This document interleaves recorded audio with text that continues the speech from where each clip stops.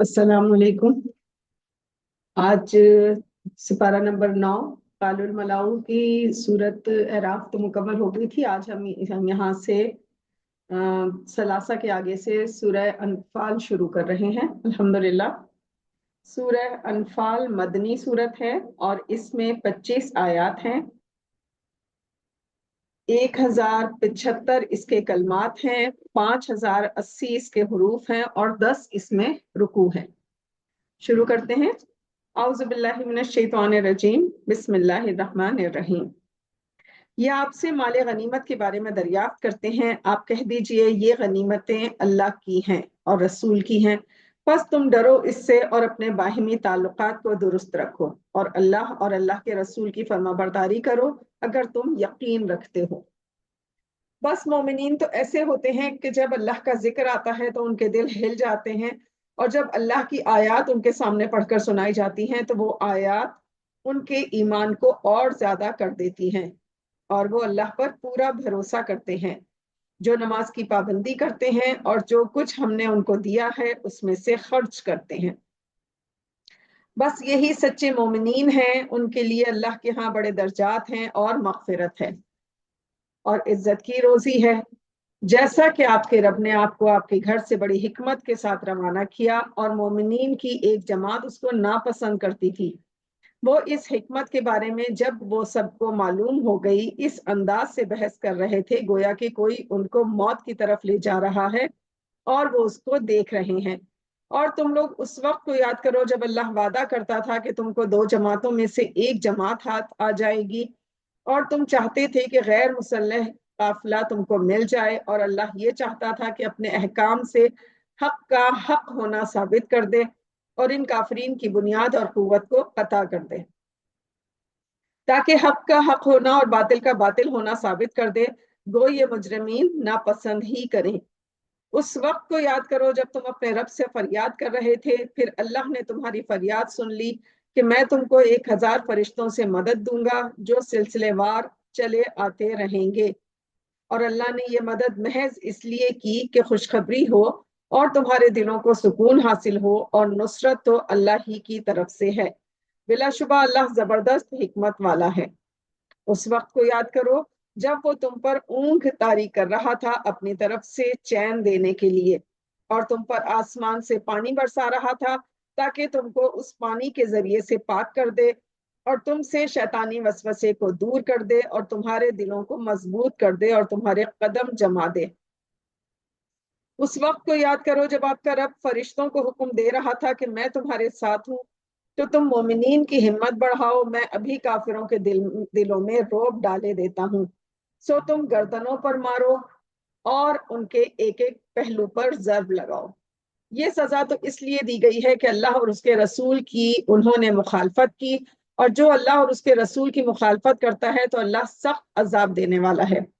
ये सजा चखो और ये जान रखो कि काफिरों के लिए आखिरत में दोजख का अजाब है, अजाब तैयार है। मोमिनो, जब मैदान जंग में तुम्हारा मुकाबला काफिरों से हो तो उनसे पीठ ना मोड़ना, और जो उनसे उस रोज पुश्त फेरेगा, मगर हाँ जो लड़ाई के लिए जगह बदलने वाला हो या जो एक जमात की तरफ पनाह लेने वाला हो वो मुस्तस्ना है।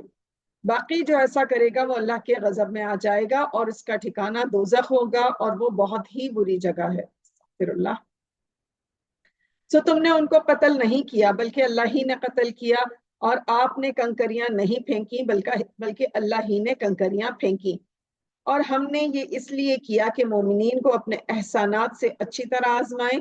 बिलाशुबा अल्लाह खूब सुनने वाला और खूब जानने वाला है। एक बात तो यही है। दूसरी बात यह है कि अल्लाह को काफरीन की तदबीर का कमजोर करना था। अगर तुम फैसला चाहते हो तो वो फैसला तुम्हारे सामने आ मौजूद हुआ। अगर बाज आ जाओ तो ये तुम्हारे लिए बेहतर है। अगर तुम फिर वो ही करोगे तो हम भी वो ही करेंगे, और तुम्हारी जमीयत तुम्हारे जरा भी काम ना आएगी, गो गिनती ज्यादा हो। और वाकई बात यह है कि अल्लाह मोमिनीन के साथ है। मोमिनो, अल्लाह का कहा मानो और उसके रसूल का कहा मानो, और उसका कहा मानने से रुगरदानी ना करो, और तुम सुन लेते ही हो। और तुम उनकी तरह ना होना जो कहते तो हैं कि हमने सुना, हालांकि सुनते सुनाते कुछ नहीं। बेशक अल्लाह के नजदीक बदतरीन खलाइक وہ ہیں جو بہرے ہیں، گونگے ہیں، جو ذرا بھی نہیں سمجھتے۔ اور اگر اللہ ان میں کوئی خوبی دیکھتا تو ان کو سننے کی توفیق دیتا، اور اگر ان کو اب سنا دیں تو ضرور روگردانی بے رخی کے ساتھ کریں گے۔ مومنو، اللہ اور اس کے رسول کے کہنے کو بجا لایا کرو جب رسول تم کو اس چیز کی طرف بلائیں جو تم کو زندگی بخشے، اور جان رکھو کہ اللہ آدمی اور اس کے قلب کے درمیان آڑ بن جایا کرتا ہے۔ اور بلا شبہ تم سب کو اللہ ہی کے پاس جمع ہونا ہے، اور اس فتنے سے ڈرو جو خصوصیت سے تم میں سے مجرمین پر نہیں واقع ہوگا۔ جان لو کہ اللہ سخت عذاب دینے والا ہے۔ اور یاد کرو اس حالت کو جب تم تھوڑے سے تھے، سرزمین میں کمزور شمار کیے جاتے تھے، تم ڈرتے رہتے تھے کہ تم کو لوگ لوٹ کھسوٹ نہ لیں۔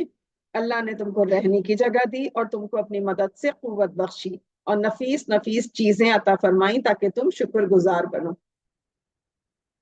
مومنو، تم اللہ اور رسول کے حقوق میں خلل نہ ڈالو، اور اپنی امانات میں بھی خلل مت ڈالو، اور اس کا نقصان تم کو معلوم ہے۔ اور تم جان لو کہ تمہارا مال اور اولاد ایک امتحان کی چیز ہے، اور اس کو بھی جان لو کہ اللہ کے پاس بڑا صلہ ہے۔ مومنو، اگر تم اللہ سے ڈرتے رہو گے تو اللہ تم کو فیصلے کی قوت دے گا، اور تم سے تمہارے گناہ دور فرما دے گا، اور تم کو بخش دے گا، اور اللہ بڑا فضل والا ہے بے شک۔ اور جب کافرین آپ کے بارے میں بری بری باتیں سوچ رہے تھے کہ آیا آپ کو قید کر لیں یا قتل کر دیں نعوذ باللہ، یا خارج وطن کر دیں، وہ تو اپنی تدبیریں کر رہے تھے اور اللہ اپنی تدبیر کر رہا تھا، اور اللہ سب سے مضبوط تدبیر کرنے والا ہے بے شک۔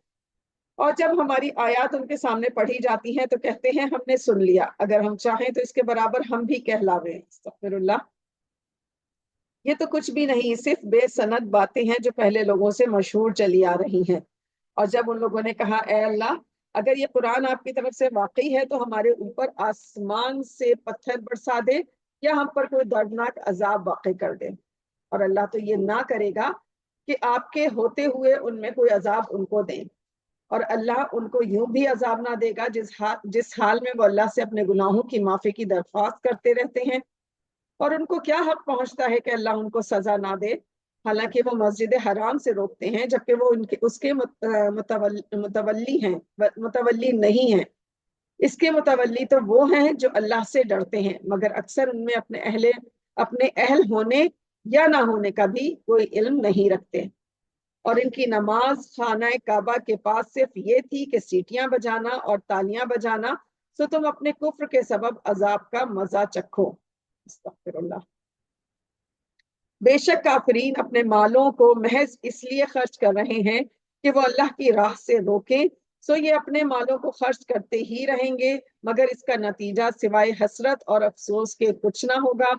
آخر مغلوب ہی ہو جائیں گے، اور کافرین سب کے سب جہنم کی طرف جمع کیے جائیں گے، تاکہ اللہ ناپاک لوگوں کو پاک لوگوں سے الگ کر دے، اور ناپاک لوگوں کو ایک دوسرے سے ملا دے، یعنی ان سب کو متصل کر دے، اور پھر ان کو دوزخ میں ڈال دے۔ یہی لوگ نقصان اٹھانے والے ہیں۔ استغفر اللہ۔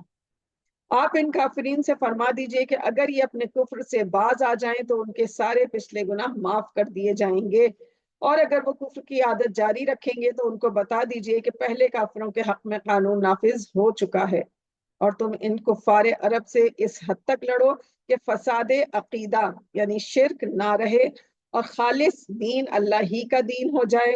پھر اگر یہ کفر کو چھوڑ دیں تو اللہ ان کے اعمال کو خوب دیکھنے والا ہے، اور اگر وہ روگردانی کریں تو یقین رکھو کہ اللہ تمہارا رفیق ہے، وہ تو بہت ہی اچھا رفیق ہے اور بہت ہی اچھا مددگار ہے۔